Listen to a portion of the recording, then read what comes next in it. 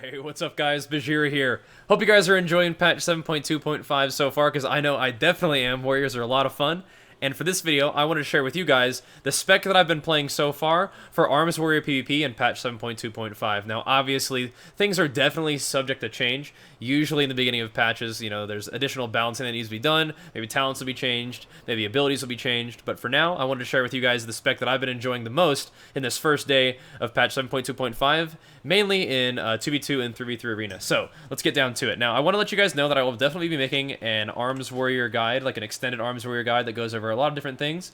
But for this one, I'm just going to try to give you guys a basic overview of the talents that I've chosen and why, and then show you guys just a little bit of example of rotation, and then send you off to go kick butt on your very own. But to start off, like I said, I'm going to try not to go over every single talent ever, but no promises. So, the first talent tier, choosing between Dauntless, Overpower, and Sweeping Strikes, I think all of them have their usefulness.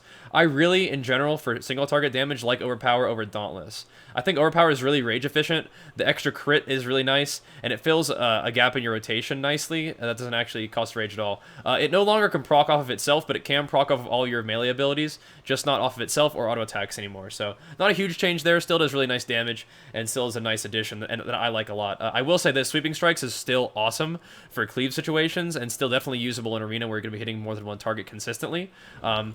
You'll notice that I go Stormbolt for the second talent tier, but if I am to be hitting more than one target, for example, like I was playing against TSG today, Unholy DK, Arms Warrior Healer, Sweeping Strike, Shockwave, against that comp right there, owns, especially when combined with this next talent, Rend. So Rend, they buffed it. It's doing a lot more damage than it used to over a shorter period of time.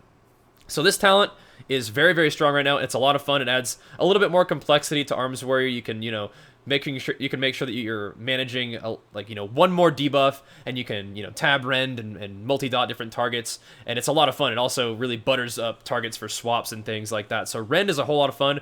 Definitely a talent I'm recommending right now. There are some fun builds that you can do. For example, I think Avatar plus Focus Rage would be really funny for huge Mortal Strike crits. I think Trauma, Fervor of Battle could be really, really fun for huge whirlwinds plus the whirlwind bleed effect from Trauma. But right now, for me, I'm using Rend plus, obviously, we have I don't think Defense Stance really need to get into that right now, just because I think that's pretty baseline. Defense Stance is always a good idea for Arms Warrior PvP. But I think Rend synergizes really, really well with Titanic Might, actually. So the reason why I think Titanic Might is so good, not only does it increase the duration of Colossus Smash by 8 seconds, it also reduces its cooldown by 8 seconds. So if you think about how that works with Rend, rending a target and then Colossus Smashing it as well is going to make it deal a lot more damage. And obviously you're going to get Colossus Smash procs just from it resetting from Tactician.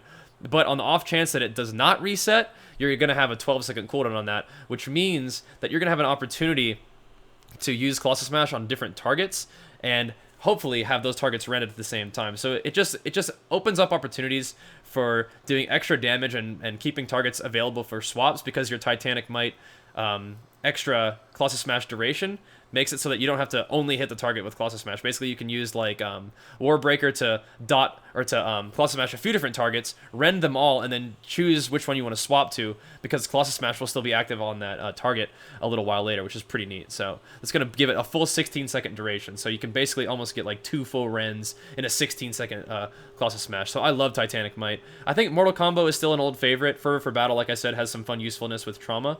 Definitely worth experimenting with, but right now, the spec that I've been playing with Rend, Titanic Might, and then of course In for the Kill is really, really nice. So these two talents synergize very obviously. In for the Kill, they changed it to be a talent where Colossus Smash grants you 10% haste for 8 seconds. So every time you Colossus Smash, which will be more often, at least, hopefully, I mean, if you're really unlucky with procs, Titanic Might still helps you with that.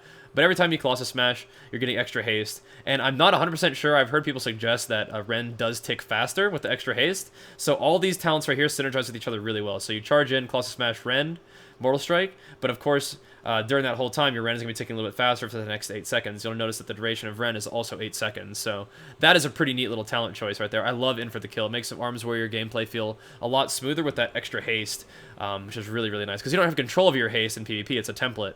But you do have a chance to buff your haste, which feels really, really nice for Arms. Deadly Calm, they nerfed it a little bit. Still a pretty cool talent, but I don't think even Focus Rage can really compare with In for the Kill. But I will say this, I think that Avatar plus Focus Rage could be a lot of fun.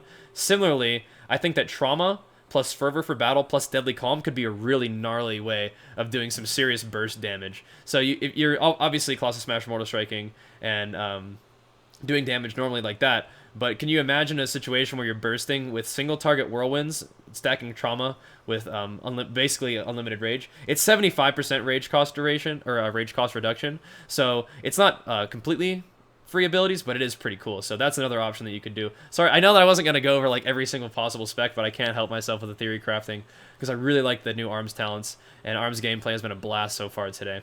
But anyway, to give you more of an idea of how these talents synergize, once again, Opportunity Strikes. We're already talking about how Overpower is pretty rage efficient. Rend is kind of rage expensive, and Opportunity Strikes is one of those ways, along with In for the Kill, getting extra auto attacks, that you're going to be able to generate enough rage to really maintain a high rage bar and never have rage problems and still do a billion damage. Opportunity Strikes not only continues to do damage, just, you know, extra proc damage, it also now generates you 5 rage each time one of those goes off, so it's really, really nice there. Anger Management, similar thing. I think that all these talents, it's interesting that they're on the same row, how it works like that. I think Dauntless plus Trauma plus Fervor for Battle, Deadly Calm, Anger Management, all those will work together really nicely to make like a super insane Whirlwind build where you can not only reduce the cooldown of your Battle Cry, but also of Blade Storm. So if you wanted to go for the alternate talent of Storm of Destruction, you could just be whirlwinding people like a Fury Warrior as arms, dealing extra damage and causing bleeds. That would be a really fun build. So, but that right there, my friends, is something that I'm going to be testing out in BGs. This spec right here has been arena tested and arena approved. It owns Ravager, another rage generating spell. I still don't like Ravager that much, but I'm sure PvEers love it, so that's an option there. In terms of PvP talents, not much has changed for me. You're still making the same decisions that you made before. Defensive talents like Disarm Duel for Peel, Warbanner for reducing CC, if like a CC-heavy composition, and then Pain Train if you're just trying to crank out the deeps. I usually play Sharpened Blade, just in general, but like I said, Storm Destruction could be kind of fun. And I do wonder if Shadow the Colossus could be fun for just, you know, stacking with all that we talked about before, how In for the Kill would give you a bunch of haste, you know, pretty much all the time with this kind of thing. Probably not what I would normally use, but, you know, I can't help myself when I'm talking about talent, you know, theory crafting, imagining what could be useful. But in general, the PvP talent discussion is the same talent discussion that we've had in 7.1.5, 7.2.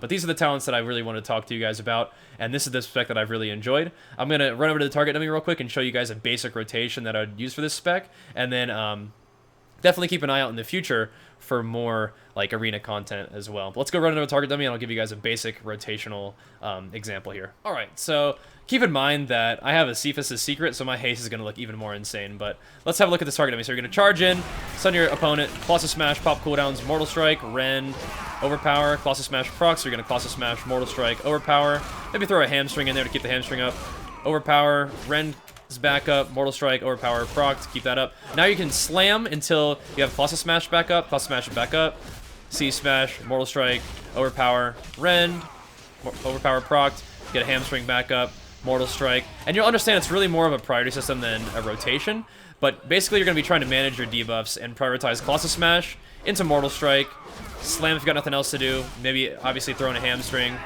keep the slow debuff up, keep your bleed up, keep Colossus Smash debuff up, Mortal Strike after Colossus Smash for the extra damage, and make sure you throw in some overpowers as well. Now, there's discussion on whether or not you want to overpower over Mortal Strike, just because overpower can no longer proc itself, but Mortal Strike could proc it, so you could be wasting overpower proc if you go for the Mortal Strike, but in that situation, I'm not too fussed about it. I think if you really want to min-max your gameplay, you can throw in overpowers first, but I think that you might have to talk to PvEers about that discussion. I think that they might even have something else to say about that. But for me, basically, it's about keeping debuffs up. Colossus Smash first, pretty much always. Overpower, keep that Rend up, keep that Hamstring up, and then just go to work with your Colossus Smash, Mortal Strike, and then if you have nothing else to do, throw some slams in there and hope for the best with your resets. But that's pretty much how that works, guys. Like I said earlier, I will definitely be sharing lots of gameplay about this build and other builds in the future, because like I said, 7.2.5 is looking really good for Warriors right now. It's a lot of fun, even if our damage gets tuned down a little bit. I think there's a lot of damage adjustments that will be made over the course of the next couple weeks for a lot of classes. But definitely have fun playing your Warriors. I also look forward to playing a little bit of Fury. but I knew that ARMS had most of the talent changes being done to it, and I definitely wanted to check it out, and I'm really happy so far. So I hope you guys are happy too with the patch. Hope you guys enjoy the video. As always, make sure you guys give it a big thumbs up if you enjoy little, you know, spec guides like this. I'd definitely be happy to make more of them for you in the future. Either way, I appreciate you guys watching. Hope you enjoyed, and we'll see you guys next time. Peace!